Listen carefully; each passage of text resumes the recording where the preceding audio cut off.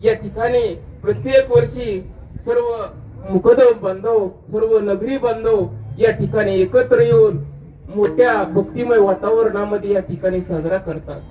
बघा, आज ज्या भूमीमध्ये आपण सगळेजण बसलेलो आहे ती भूमी सुद्धा संत गुलाबबाबांच्या पदस्पर्शाने पावन झालेली आहे. संतांच्या पदस्पर्शाने पावन झालेल्या या भूमीमध्ये संत महात्म्यांचा आज या ठिकाणी उत्सव चालू आहे. विठाल ज्ञात असेल, महाराष्ट्र या ठिकाणी संतांची भूमी. या भूमीमध्ये अनेक संत महात्मे अवतीर्ण झाले आणि आपलं कार्य करून या ठिकाणी संजीवन समाधीमध्ये या ठिकाणी लीन झाले. अशाच संत महात्म्यांच्या या मंडळीमध्ये संत भगवान बाबा आणि संत वामन भाऊ हे अलीकडच्या काळामध्ये झालेले संत आहेत. बघा, संत भगवान बाबा असतील, संत वामन भाऊ असतील, गोंदावलेकर महाराज असतील, पुष्यगावचे शिवागिरी महाराज असतील, गजानन महाराज असतील, स्वामी समर्थ महाराज असतील, हे महात्मे आता अलीकडच्या काळामध्ये झालेले संत आहेत. त्यांना बऱ्याच जणांनी पाहिलेलं आहे. ज्ञानोबराय असतील, निवृत्तीनाथ महाराज, सोपानदेव मुक्ताई, जोकोबराय, सावता महाराज, ही मंडळी होऊन अनेक वर्ष झाली. या महात्म्यांचं दर्शन किंवा यांना तुम्ही आम्ही कुणी पाहिलं नाही, पण या महात्म्यांना या ठिकाणी तुम्ही आम्ही पाहिलेलं आहे. म्हणून जगामध्ये एक गोष्ट अमर आहे आणि ती गोष्ट म्हणजे कीर्ती. बघा, सगळं नाश पावन पण कीर्ती कधी नाश पावत नाही. तुका म्हणे एका मरणाची सरे आणि उत्तमची मुरे कीर्ती मागे. ज्ञानोबराय, निवृत्तीनाथ महाराज, सोपानदेव महाराज, मुक्ताई साहेब, सावता महाराज, चोकोबराया, संत वामन भाऊ, संत भगवान बाबा, ही मंडळी होऊन अनेक वर्ष झाली.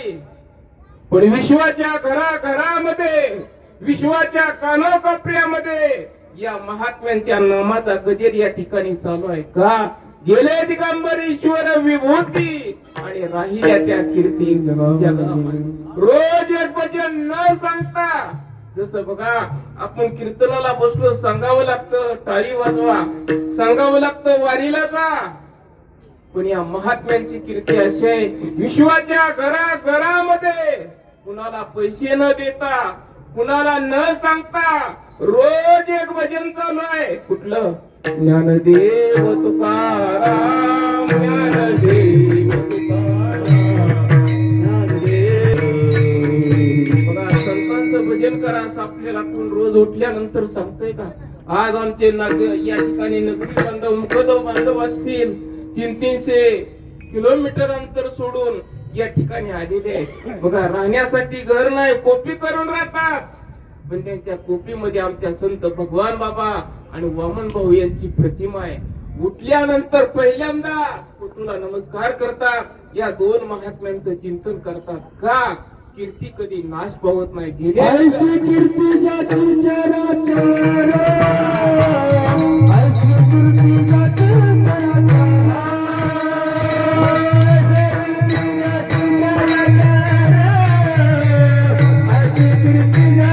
पुण्यतिथीचा सोहळा साजरा करतोय. त्या महात्म्यांची कीर्ती चराचरामध्ये या ठिकाणी आहे. म्हणून बघा, आज संत वामन भाऊ आणि संत भगवान बाबा या महात्म्यांची पुण्यतिथी आहे. बघा, संतांना आपण महात्मा म्हणतो. ज्ञानोबराया महात्मे आहेत, तुकोबराया महात्मे आहेत, बोधे महाराज महात्मे आहेत, सावता महाराज महात्मे आहेत, भगवान बाबा महात्मे आहेत, वामन भाऊ महात्मे आहेत. बघा, मग आत्म्याचे 4 प्रकार आहेत.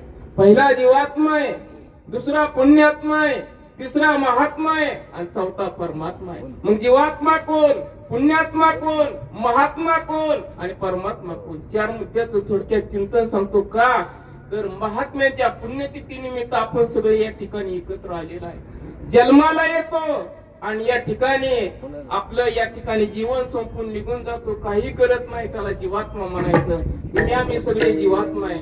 दुसरा पुण्यात्मा आहे, जन्माला येतो, पुण्य कमवतो आणि या ठिकाणी निघून जातो, त्यांना पुण्यात्मा म्हणायचं. आणि मुद्द्याचा विषय महात्मे कुणाला म्हणतात? वामन भाऊ महात्मे आहेत, आमचे भगवान बाबा महात्मे आहेत, ज्ञानोबराया महात्मे आहेत, तुकोबराया महात्मे आहेत. महान आहे आत्मा ज्यांचा इति महात्मा. बघा, ज्ञानोबराया तुकोबरायांना महात्मा म्हटलेला आहे. तुम्ही आम्ही महात्मे नाही. का? तर तुमचा आमचा आत्मा या ठिकाणी संकुचित आहे. ज्ञानोबरायांना महात्मे का म्हणतात? ज्ञानोबरायांनी आपला आत्मा संकुचित ठेवला नाही. आपल्या आळंदी गावाचा विचार ज्ञानोबरायांनी केला नाही, पुणे जिल्ह्याचा केला नाही, महाराष्ट्राचा केला नाही, भारताचा केला नाही, मग या विश्वाचा विचार ज्ञानोबरायांनी ज्ञानेश्वरीमध्ये सांगितला. एका साधकाने ज्ञानोबरायांना विचारलं, महाराज तुमचं घर कुठलं आहे? ज्ञानोबरायांनी आळंदी गाव हे आपलं घर सांगितलं नाही. मग हे विश्वची माझे घर, ऐशी मती दयाची स्थिर, किंबहुना चराचर आपणची झाली. म्हणून या विश्वाला ज्यांनी घर केलं त्यांचा आत्मा महान आहे. आत्मा त्यांचा किती महात्मा बघा. ज्ञानोबरायांना महात्मा म्हटलं जातं, या विश्वाला घर केलं जातं. या महात्म्यांचा अधिकार एवढा आहे. ज्ञानोबराया, तुकोबराया, भगवान बाबाचा अधिकार एवढा आहे. तुम्ही आम्ही सगळेजण देवाची पूजा करतो, पण या महात्म्यांची पूजा स्वतः भगवान परमात्म्याने केली. बघा ज्ञानोबरायांच्या जीवनातील प्रसंग आहे, थोडक्यामध्ये सांगतो.